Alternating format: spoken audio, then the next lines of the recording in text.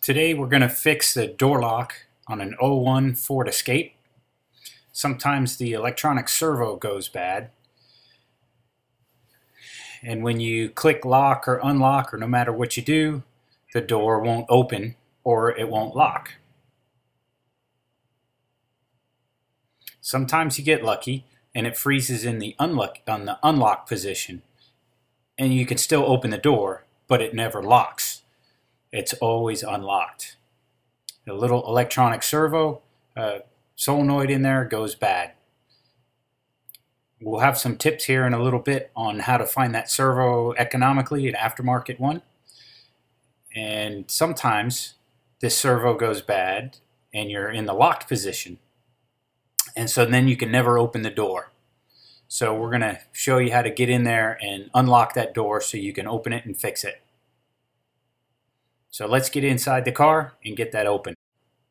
Here we are inside the car. First we're going to take this cover off so we have room to lift the door panel up and out a little bit so we can reach down inside and manually flip that lever. And we'll try to get the camera in there to show you. First we got to take the windshield wiper motor cover off. It's a black cover there with two pieces. They snap together. Sometimes you need a little screwdriver to stick in the crack to get it started, or if you have something a little more rounded that you can slide in the crack and get it started, then you can get your fingers in there and you can just pop it apart by pulling it back.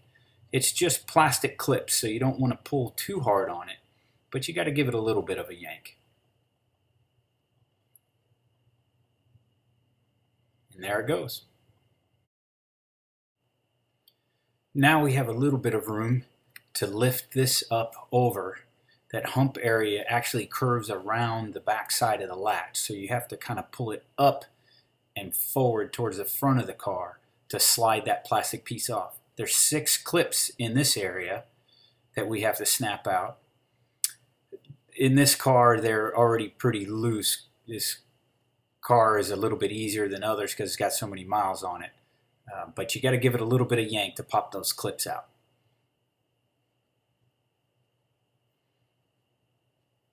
So first we're going to pull this up over the latch, get our fingers underneath it there, and work that plastic up over the latch and give it a little bit of a yank. Now this came out a little bit easier, like I said, because those clips are already popped out. This car's got 150,000 miles on it, so it might be a little harder on your car. You got to give it a little bit of a yank. Okay, so now we're going to take the camera and zoom down in between that panel and the door, and we'll be able to see that lever I'm talking about. That gray box with the black arm sticking out of it is the electric solenoid that's failed for us. So that's the solenoid. Here's the lever you got to push. That's unlocked up. That's locked. That's unlocked. Okay, so we're back outside the car here. We can open it now. It's unlocked. So just be careful if you're in the garage not to hit the overhead, obviously. And if you need to, you can leave it like this and still drive the car around. Just remember that your hatch doesn't lock, so don't leave any valuables in the car. So here are the 4 screws that you need to take out to get that panel the rest of the way off so we can get at that solenoid.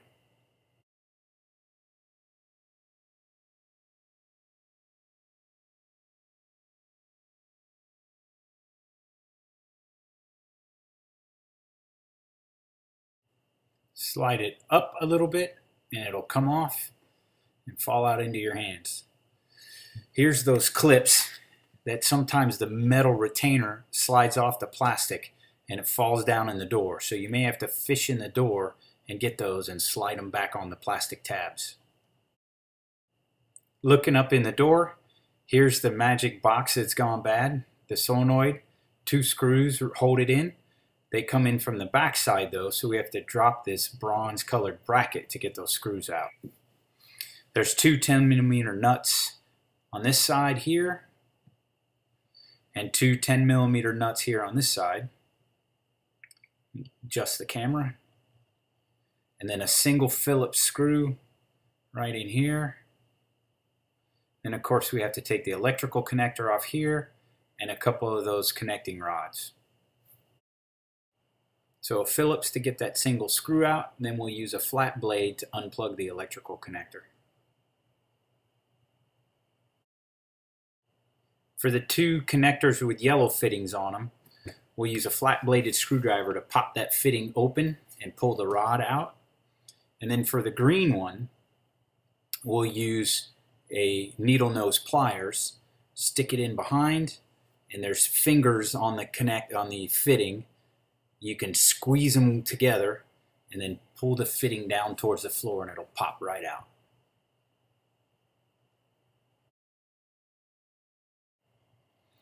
Now we're going to just get those 4 10mm nuts off.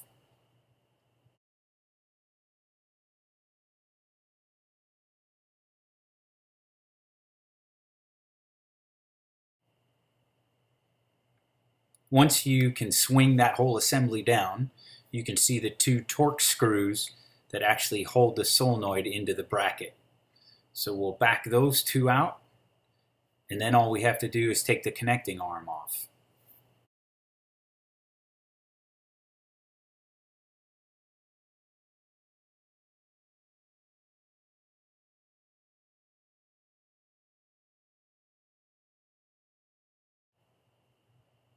Now we're ready to unhook the actuator arm. So we'll swing this around so we can see the front side. And that black arm has an elongated pin that goes into an elongated hole. So if you drop the solenoid off a little bit, turn it 90 degrees, and jiggle it a little bit, the pin should come out of the hole there. And sometimes you got to jiggle it just a little bit, and it'll pop out.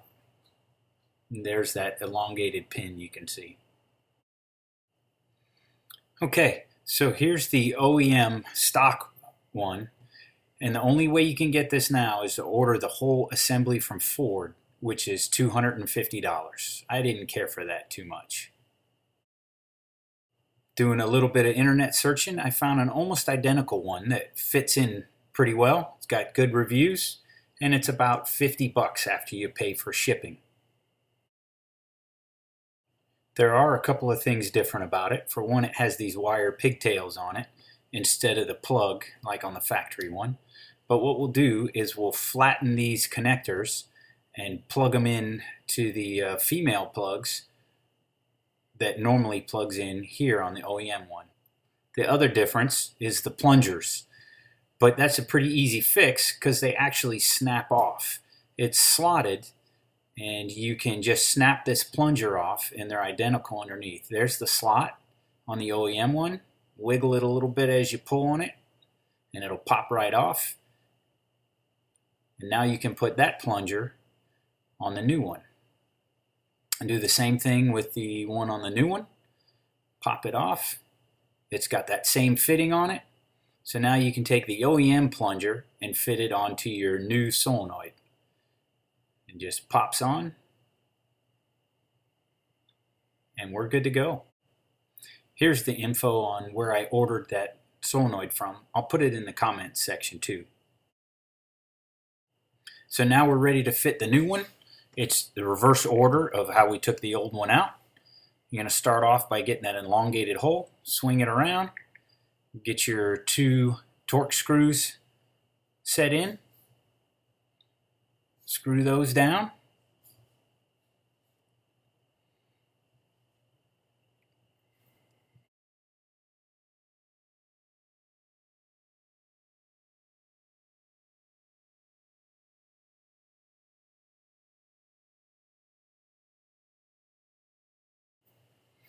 Now we're ready to fit the bracket up in there and get those 10mm nuts placed back on. Sorry about the camera angle here. Kind of hard to see what you're doing. We'll get the 10mm nuts, all 4 of them, tighten back up.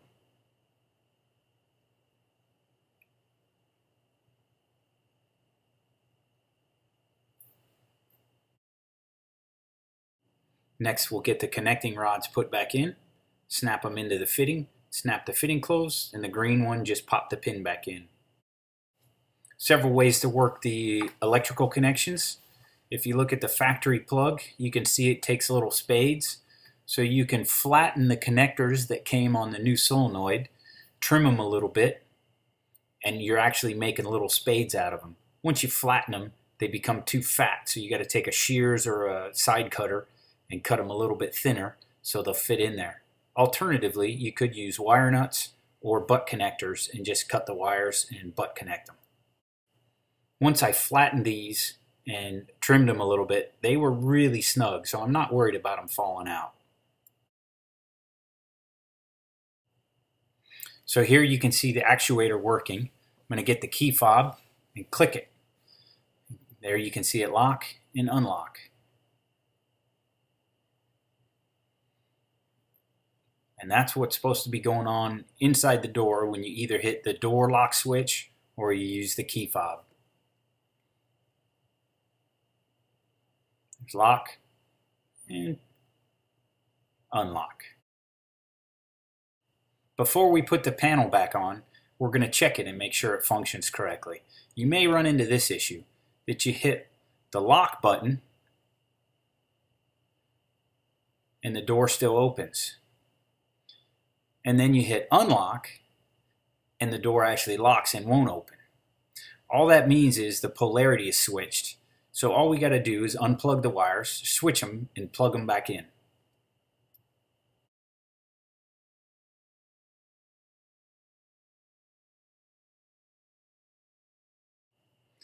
One more check here. Now that we've switched the wires, lock, hit unlock, and the door opens. All right, we got it right. Now all we got to do is put the panels back on and put our tools away. Now we're ready to put the panel back in. We're going to fit that edge up over the lock, line up these pins, pop them in, lift it up, and put those 4 screws in the bottom. It's a lot easier with the window open, so open the window before you put this in.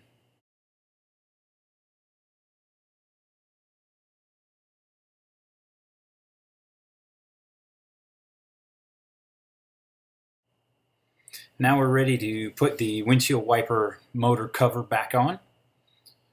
So we're just going to shut the door, open the window, and snap that guy back on. Done. Check it. Everything works. Sweet. I'm excited to finally have this done. So thanks for watching. If you have comments, questions, or a better idea, please leave it in the comments to help out the next guy that watches this video and just keep spreading the knowledge. Thanks for watching.